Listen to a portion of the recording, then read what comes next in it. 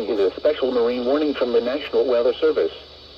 The National Weather Service in Chicago has issued a special marine warning for open waters from Wilmette Harbor to Michigan City out to mid-lake. Until 7:45 p.m.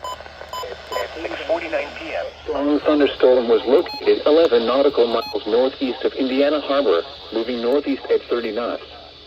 Hazard, wind gusts 34 knots or greater. Source, radar. Impact, small craft could be damaged and briefly higher winds and suddenly higher waves.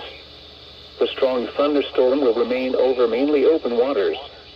Move to safe harbor until hazardous weather passes.